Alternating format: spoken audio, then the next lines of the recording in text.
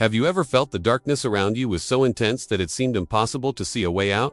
Have you ever experienced moments when pain, uncertainty, and fear seemed to swallow up any hope? Perhaps you've asked yourself, what now? Where can I find strength when all seems lost? For it is precisely in these moments that a promise emerges that spans the centuries. A promise of dawn, coming from the heart of Mary.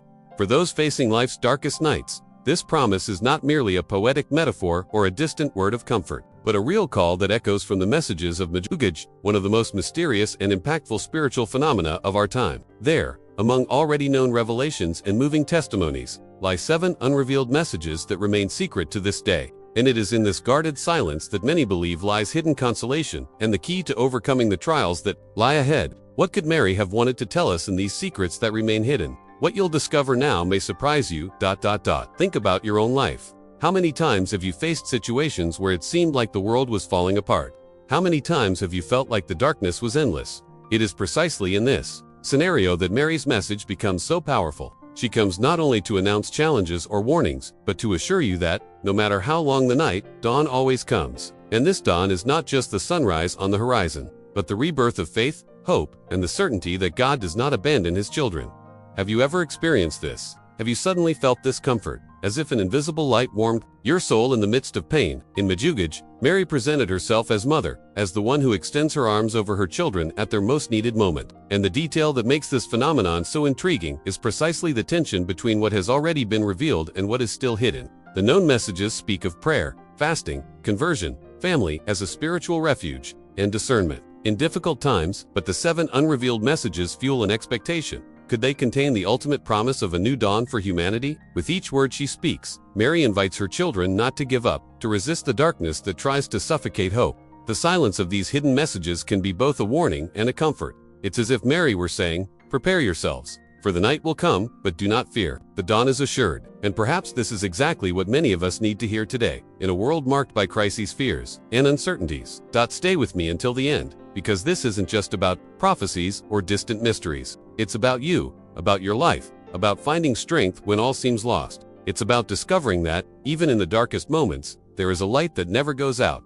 A light that Mary kindles in the heart of every person who opens themselves to her words and to the call to prayer, fasting, and vigilance. And as we delve deeper into this mystery, you will realize that this promise is not just for the distant future, but can already begin to transform your life today. With each revelation from Medjugorje, with each word of Mary, a new meaning opens before us. And when we look into the enigma of the 7 unrevealed messages, we realize that there is much more hidden in this silence than we can imagine. And it is precisely at this point that our journey begins. Because to understand Mary's comfort in her darkest hour, we must first unravel what this promise of dawn means, and how it can touch your heart right now. And when we talk about this promise of dawn amidst the darkness, we're not just talking about a distant mystery, but something that directly touches each of us.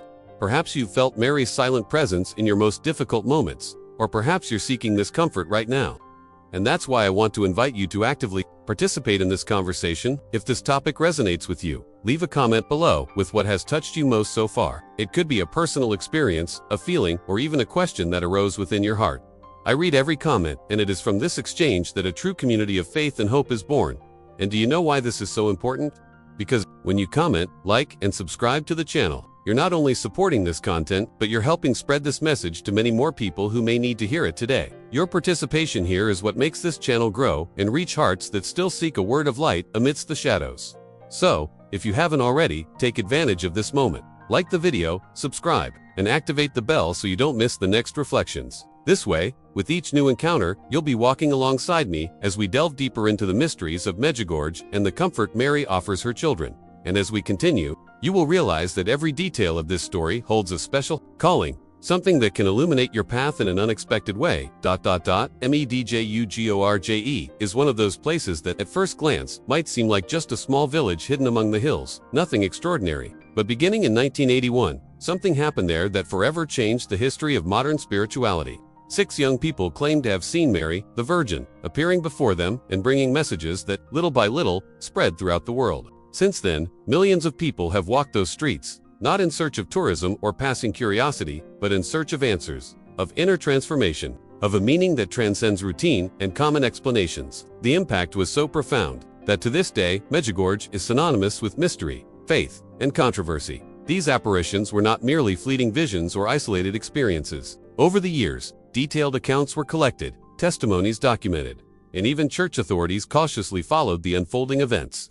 What is striking is that, amidst so many voices, there is a constant thread that runs through all the known messages, an urgent call to prayer, fasting, and conversion of heart. Mary presents herself not as a distant figure, but as a concerned mother, who warns before the storm arrives, who shows a safe haven in the midst of battle.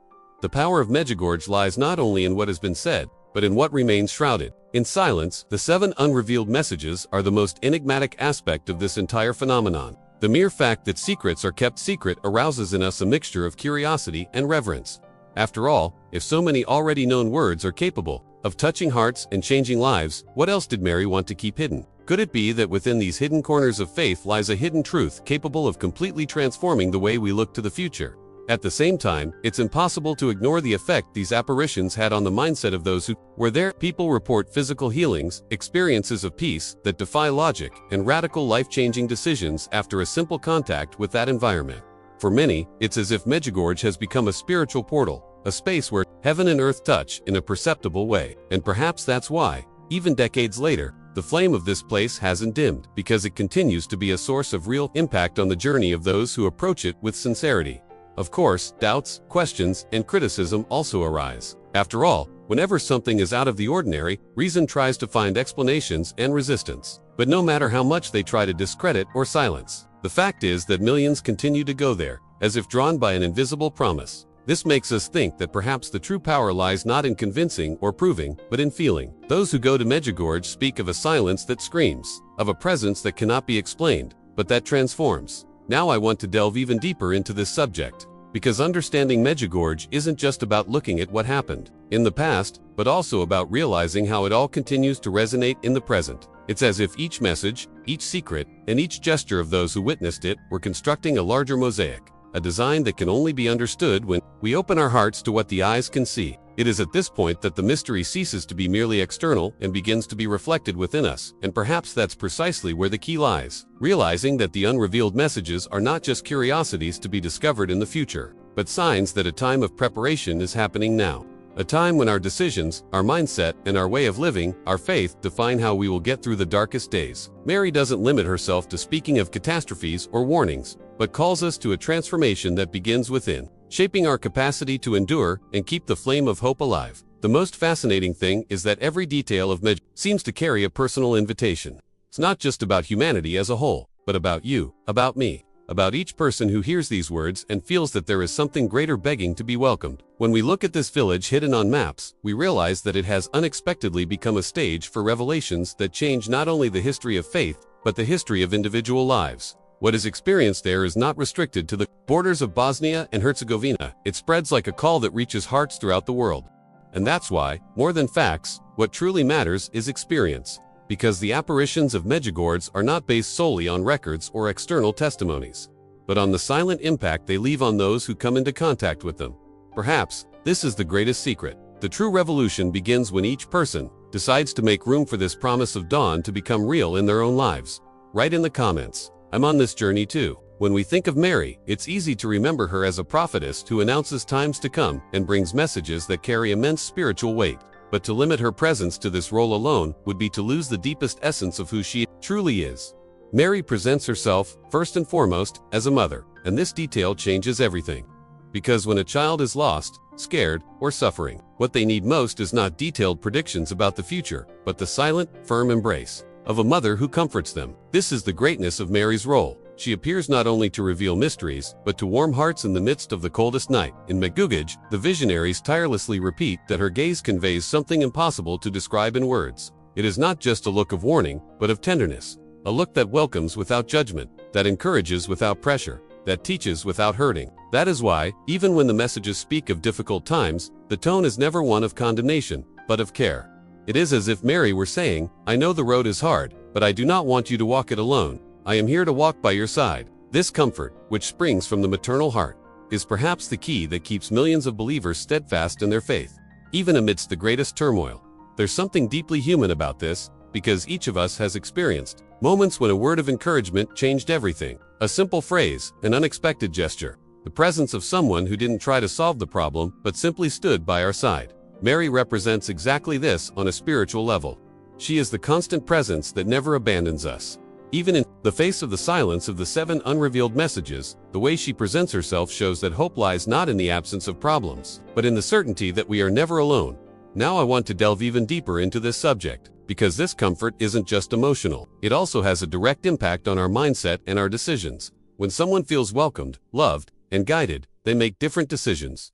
They begin to act with more courage, clarity, and confidence. And this is precisely the effect Maria seeks to create. A silent transformation that begins within and is reflected without. It's not a comfort that lulls us into inertia, but one that awakens the strength to face the journey. It's interesting to note that in many apparitions, including Medjugorje, the emphasis is not only on warnings about what may happen in the future, but on the immediate present. Mary insists on prayer, fasting, conversion, and vigilance, not as empty rituals, but as practices that shape our capacity to endure and persevere. She's like a mother who, by comforting her child, also prepares him for what is to come, strengthening him without his realizing it.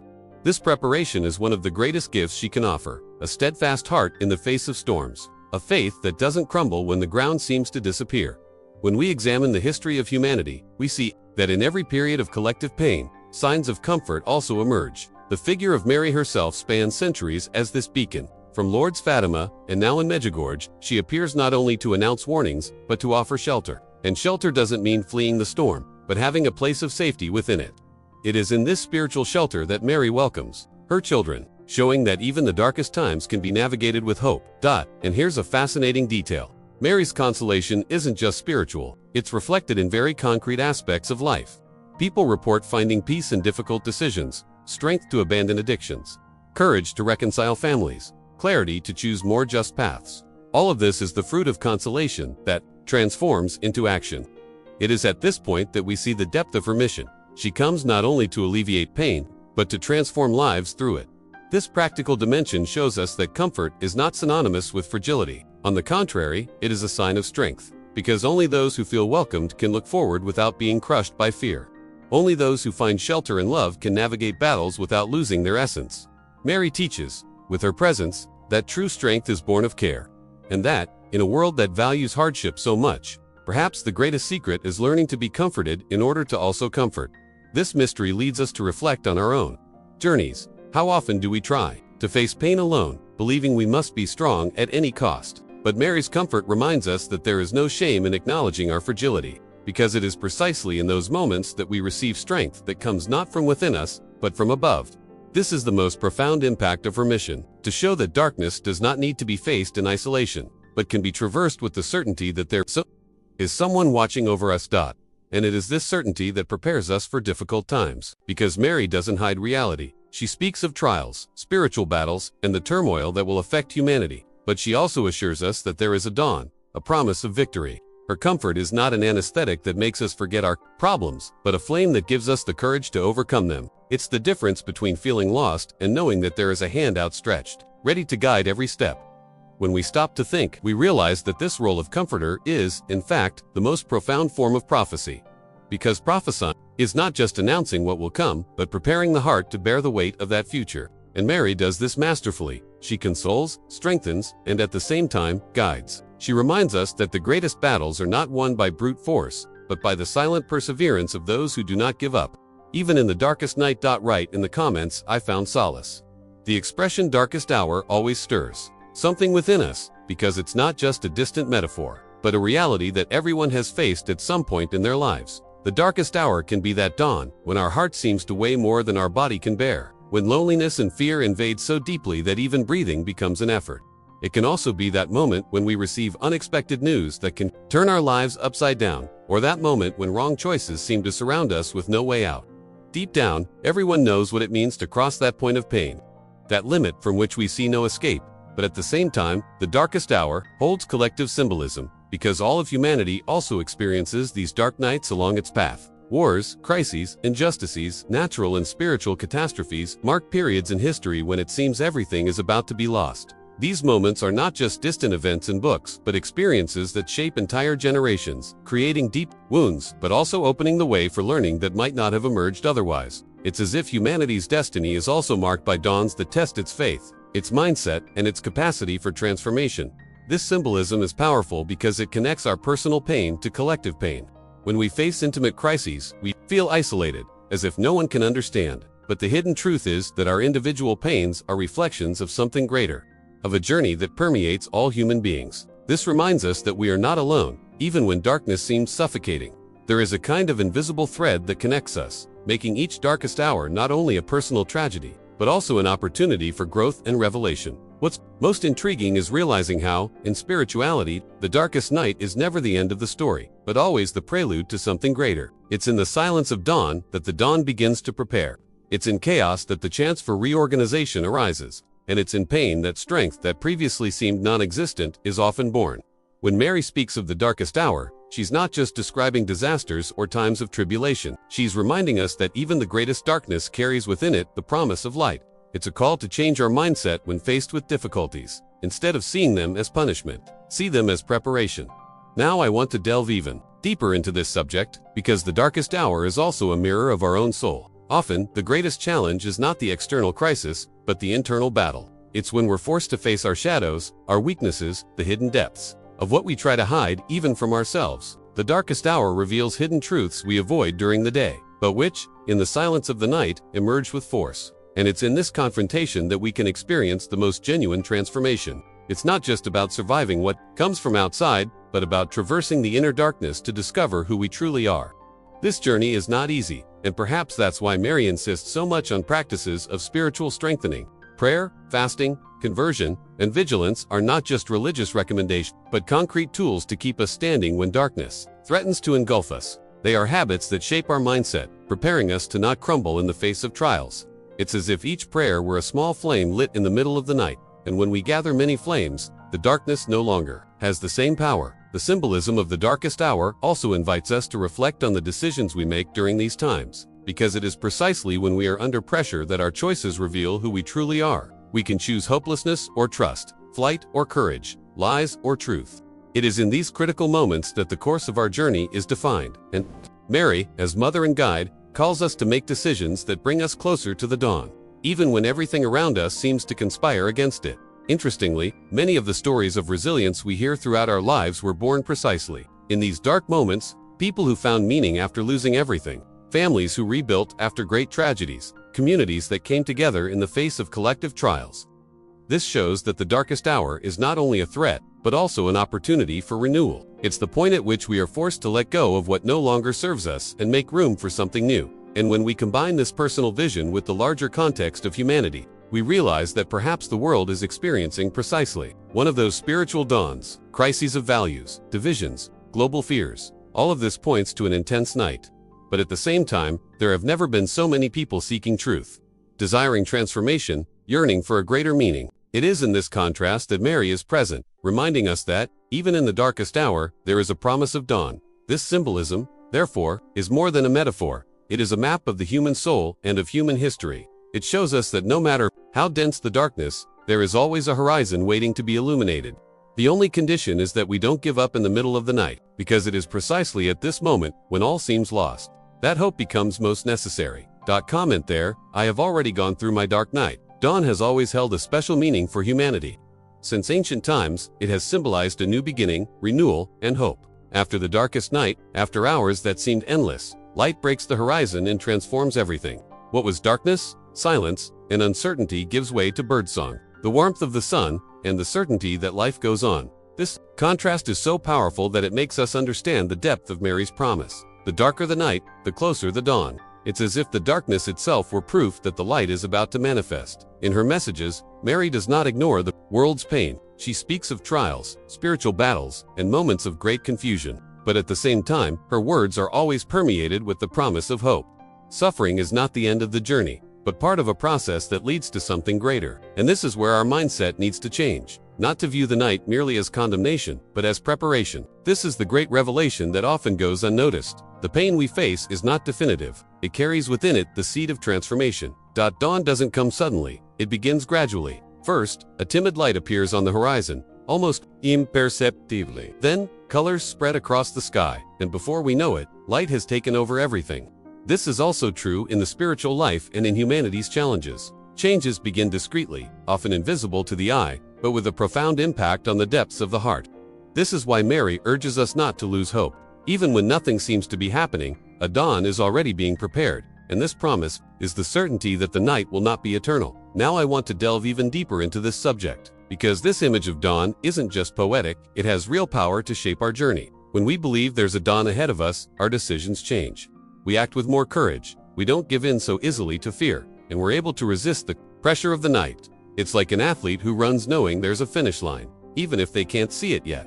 This awareness gives them the strength to keep going. And in the spiritual life, this finish line is Mary's promise, the victory of light over darkness. Often, the darkest hour seems to want to convince us that all is lost. But the hope of dawn disarms this argument. It reminds us that darkness does not have the final word. And when we internalize this hidden truth, we begin to see crises not as definitive sentences, but as opportunities for growth. How many stories have you heard of people who found their purpose precisely after going through a painful night? How many families reconciled only after a crisis that seemed unbearable? This is the impact of the dawn. It not only illuminates what was hidden, but gives meaning to what seemed unanswerable. Mary, as mother and guide, not only proclaims this promise, but embodies it in her very presence. In Medjugorje, she is described as a gentle light that pierces the darkness, as one who reminds us that God never abandons his children. Her message is clear. Even if the suffering seems unbearable, it is not the end. There is a time of consolation, prepared, a time when the wounded heart finds healing. And this promise is not vague. It is concrete, because it already manifests itself in the lives of those who believe. The most interesting thing is that, often, the dawn begins within us before it reflects externally. It's when a person decides to change their mindset, when they choose to forgive, when they choose to trust instead of giving in to despair. This is the first ray of light that breaks through the darkness.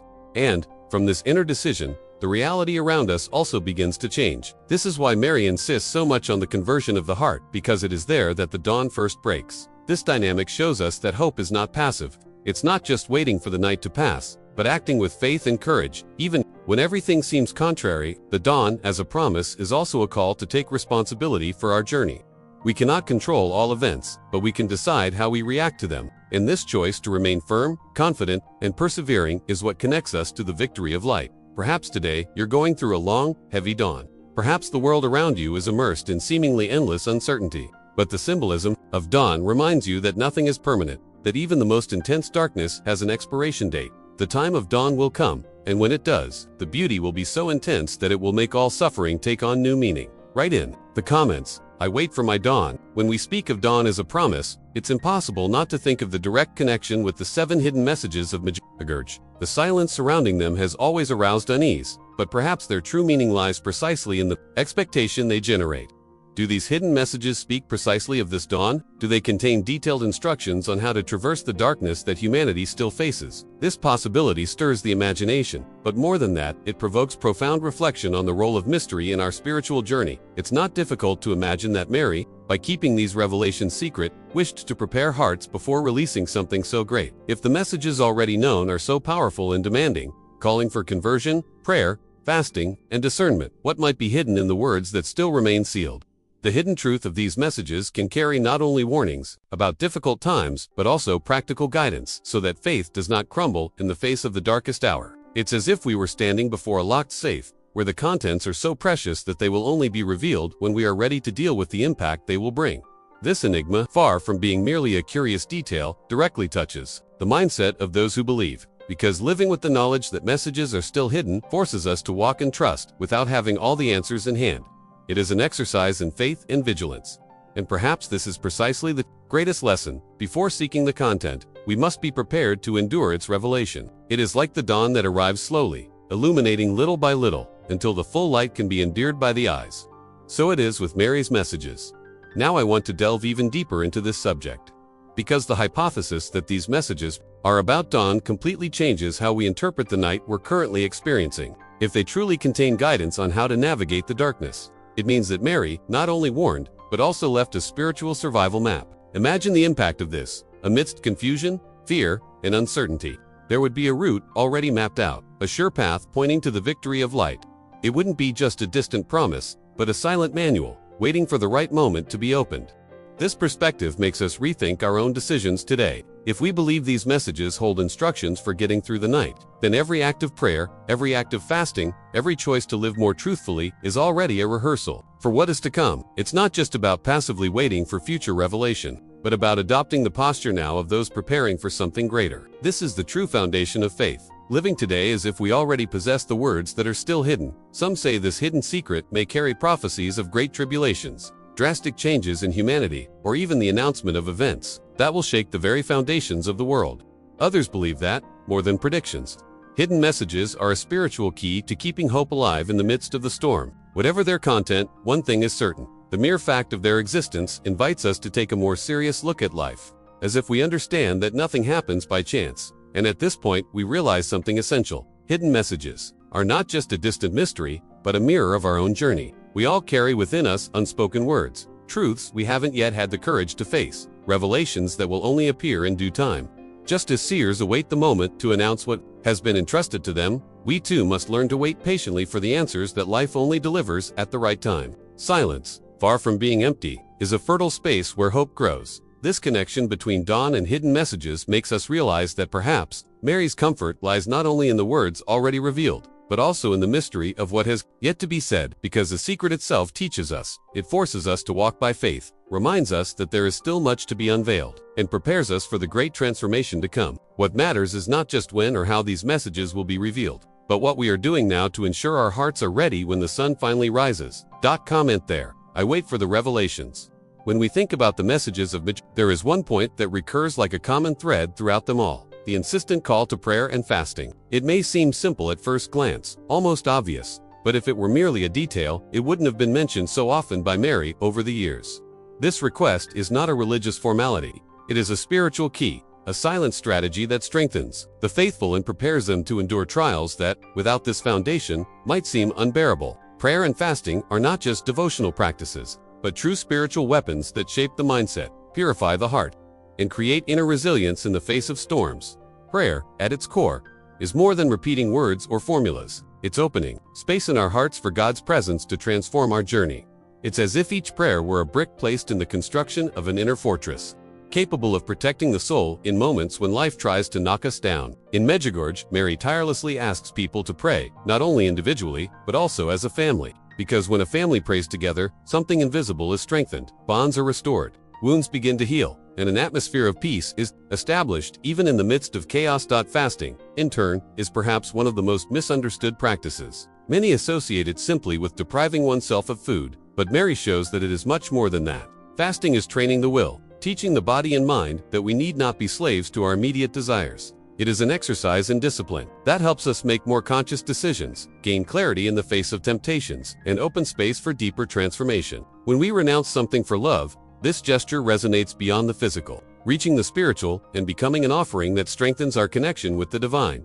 Now I want to delve even deeper into this subject, because prayer and fasting are not just isolated practices, but parts of the same preparation process. They are like two wings that allow us to soar above the darkness. Without prayer, we become spiritually fragile, vulnerable to any headwind. Without fasting, we become trapped by impulses, unable to control ourselves when the pressure mounts. But when we combine the two, we create a solid foundation that sustains us even on the darkest days. This is why Mary insists so much on these points, because they are not optional, but essential for those who wish to remain steadfast. In the face of what lies ahead, the impact of these practices is not limited to the religious sphere. It spills over into practical life. Those who pray sincerely begin to see the world through new eyes. Those who fast learn to value the essential and detach themselves from the superfluous.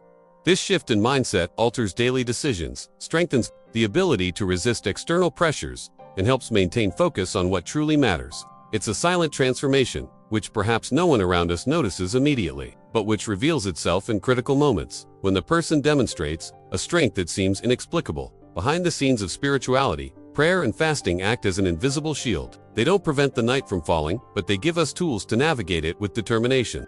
They remind us that we don't face battles alone, but in union with something greater, with a strength that surpasses our limitations. It's like being on a ship during a storm. Prayer is the anchor that keeps us steady, and fasting is the rudder that steers us in the right direction. Together, they keep us from being swept away by the chaos. And here's an important revelation. These simple practices, which anyone can perform, are at the same time the most powerful. You don't need great resources, status, or knowledge to pray and fast. They are available to everyone, but not everyone chooses to use them. And it is precisely this decision that makes the difference between those who get through the darkest hour with hope and those who lose themselves in despair. This call to prayer and fasting is also a reminder that faith is not passive. It's not enough to wait for dawn without preparing overnight. Each prayer is like a lit candle. Each fast is like a step toward the light. And when thousands of people do this around the world, the collective effect is immense. It's as if a network of light is created, weakening the darkness and bringing the promise of a new day even closer.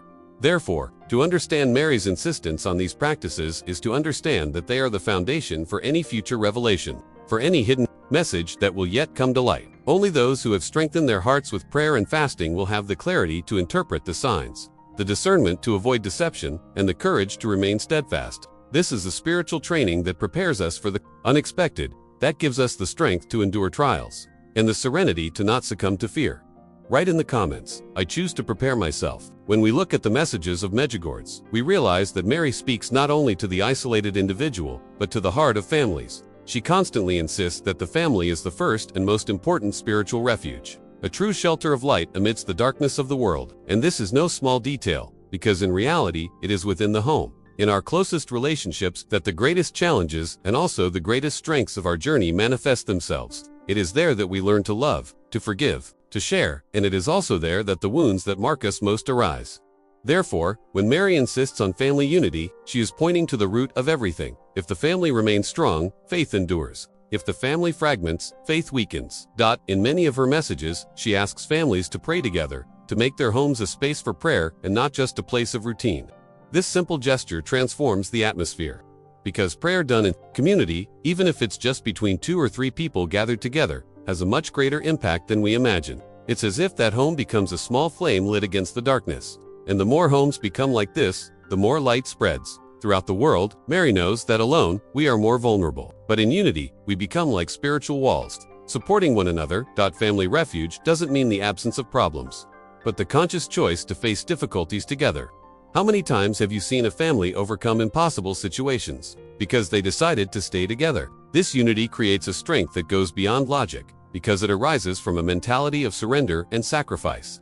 It's what transforms a house into a home, and a home into a sacred space. Mary reminds us that this spiritual shelter isn't built overnight, but through the daily effort of loving, forgiving, and starting over. It's a slow but solid construction that remains standing even when the world around us seems to be crumbling. Now I want to delve even deeper into this topic, because the refuge of family isn't limited to blood ties. It also extends to the community, to fellow believers, to people who share the same search for light. In Medjugorje, thousands of pilgrims who had never met before meet and suddenly feel like part of the same family. This shows that community is an extension of home. When we unite around the same truth, we create spaces of belonging that sustain us in times of trial.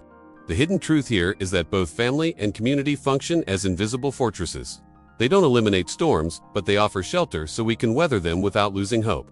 This is why so many of Mary's messages emphasize the importance of community prayer, sharing faith, and caring for one another. Ultimately, she's saying, no one should go through the dark night alone. We need each other. We need collective strength to keep the flame of faith burning.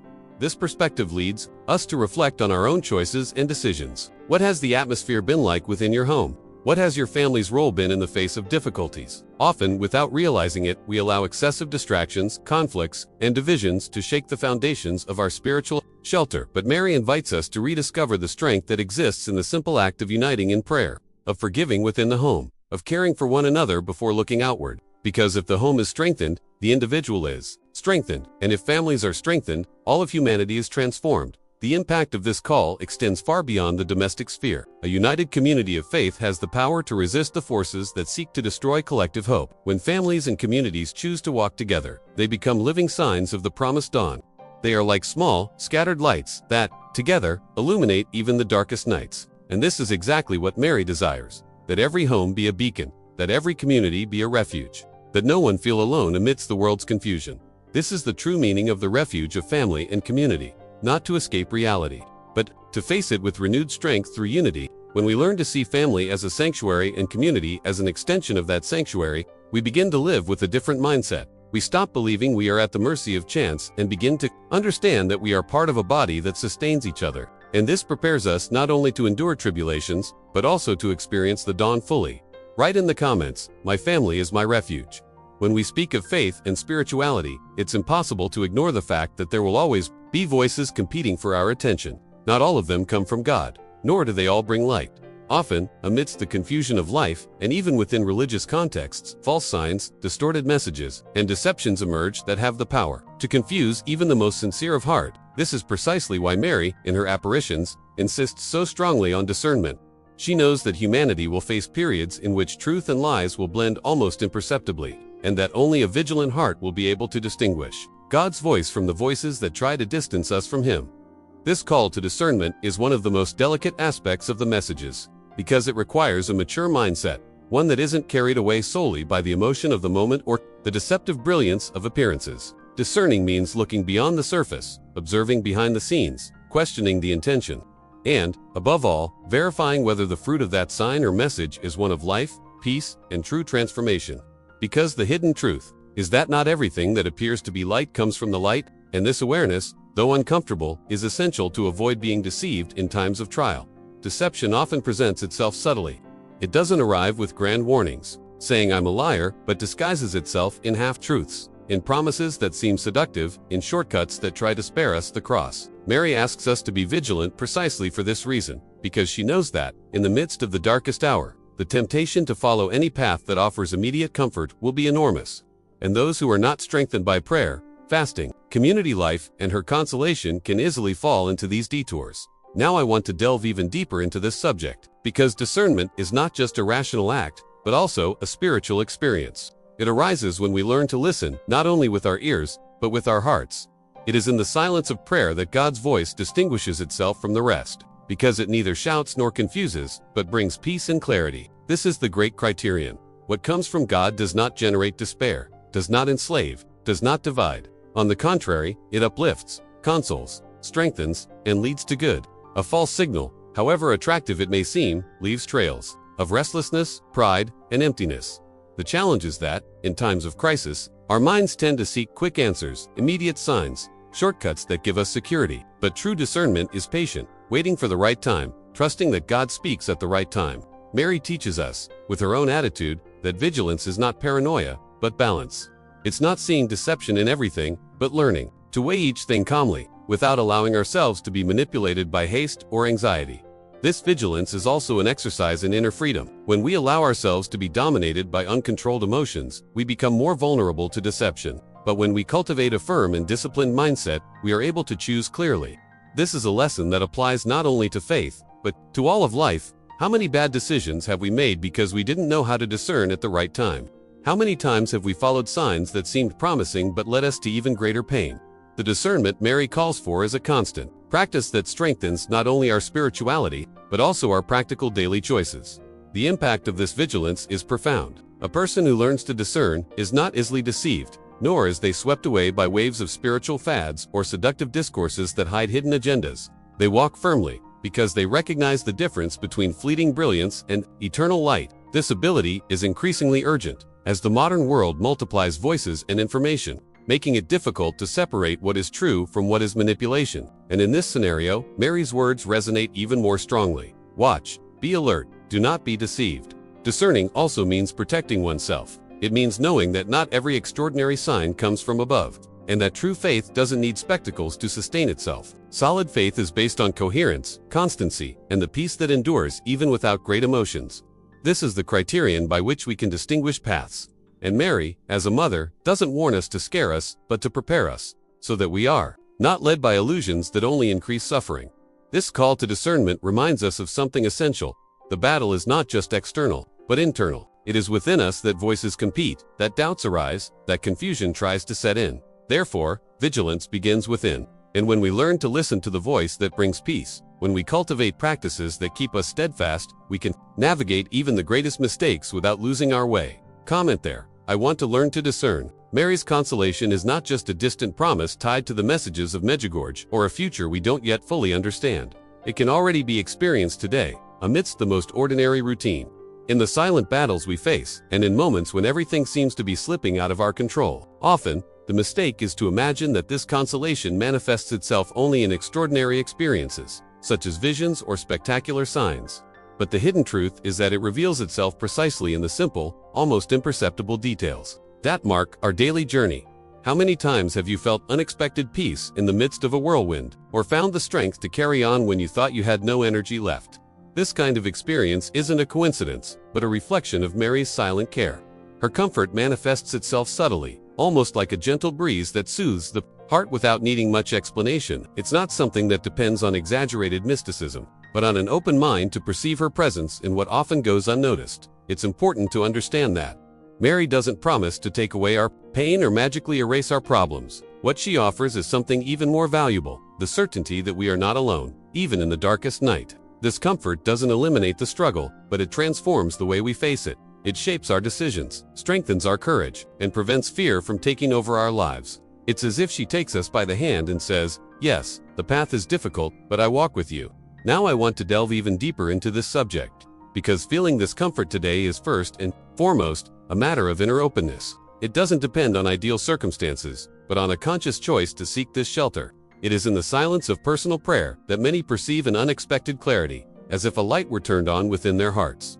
It is in the practice of forgiveness that the weight of the soul lessens and the space of peace opens. It is in the ability to look at life with gratitude, even when apparent reasons are lacking, that we feel we are not helpless. It is these small gestures that create space for Mary's comfort to become a reality in the present.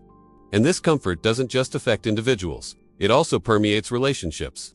Often, Mary consoles us through people who appear in our lives at just the right moment, a friend who listens without judgment, someone who offers a gesture of kindness without asking for anything in return, or even a stranger who, with a simple word, reminds us that there is still hope. The impact is so great because it shows that her comfort spreads throughout the network, using ordinary people to convey messages of care and love. Another fundamental point is that Mary's consolation always brings transformative fruits. It isn't a fleeting relief that evaporates the next day, but a silent strength that endures, helping us through even the longest periods of trial. When we open ourselves to this consolation, our mindset changes. We begin to face challenges, not with despair, but with serenity. It's like learning to walk a difficult road, knowing that, at the end, there's a destination prepared. This trust doesn't eliminate pain, but gives it meaning, and that's what sustains the faithful on their journey. The most surprising thing is that even without access to the 7 hidden messages, we already have enough elements to feel this consolation. The words already revealed in Medjugorje point to concrete practices: prayer, fasting, conversion, community life, discernment. These are keys that, when put into practice, open space for Mary's peace and maternal strength to become present in our daily lives. It is not an unattainable mystery, but a reality that can be experienced here and now, in the choices we make every day. And this is precisely what transforms the experience of faith. Realizing that Mary consoles us not only in moments of great apparitions, but also in the simplicity of daily life. In the silence of the early morning when we feel lost, in an important decision we need to make, or in a moment of pain we cannot explain. She is present as a mother, offering guidance and encouragement. This realization completely changes the way we face life, because it gives us the confidence to carry on, even when the horizon seems clouded. This is the great secret. Mary's consolation is not just a future promise, but a present reality. It is already available. We just need to be sensitive enough to recognize and accept it. Every gesture of faith, every step taken toward the light, is an opportunity to experience this invisible embrace that sustains us and prepares us for what is yet to come. Comment there. I feel this comfort today. In the darkest hour, when all seems lost and reality weighs like an endless night, it's easy to believe there's no way out. The mind fills with doubts, the heart feels crushed, and the soul even thinks it can't resist. But it's precisely at this moment that Mary's promise becomes stronger. The dawn is certain. Hope never fades for those who remain steadfast in faith. This isn't a symbolic phrase. It's a truth that spans centuries and reaches us today as comfort and guidance. Mary never speaks only of the distant future. She speaks of the transformation possible here and now, even in the midst of trials. Throughout this journey, we've seen how her messages in Medjugorje are not just warnings, but invitations to a change of mindset. She calls us to prepare our hearts to be vigilant, to discern, to strengthen our faith in family and community. It's not a faith disconnected from life, but rooted in daily choices, behind the scenes of our routine, in the silent decisions that shape the course of our history. And when we combine prayer, fasting, discernment, and unity, we form a sure path that leads us, step by step, until the dawn. Now I want to delve even deeper into this subject, because this promise of hope is not just something we await from the outside, but a reality that begins within us. Dawn is not limited to a future event for humanity, but can arise today, in the hearts of those who choose to trust. When a person goes through their dark night and still keeps the flame of faith burning, they are already experiencing the breaking of dawn. And this light, however small at first, has the power to illuminate others around them. This is how Mary's consolation spreads through lives that, even wounded, continue to point to the sun that will rise. Hope, therefore, is not passivity, but choice. It is a conscious decision to believe that darkness will not have the last word. And each time we make this choice, we contribute to the dawn becoming a reality, not only for ourselves, but also for the world. Mary shows us that even the most difficult moments have a purpose, and that even the darkest hour can be navigated with courage when we know that light is already on the way. Comment there. I wait for the dawn. If you've made it this far, I want to thank you for walking with me through this profound reflection. This shows that this topic also speaks to you, just as it spoke to me as I prepared every detail of this video. So, if this message touched your heart in any way, leave the phrase "I'm with you" until the end in the comments, just so I know you've remained steadfast until now, and share this same desire for hope. Also, please leave a like, because that's what makes the content gain traction and continues to reach more people who need this light. And if you want to follow me on this journey, subscribe to the channel, that way you won't miss future messages and reflections that can strengthen you even further. And look, there's a video right here that complements exactly what we talked about today. Click and stay with me there, because it will delve even deeper into this topic, and I'm sure it will make a lot of sense to you.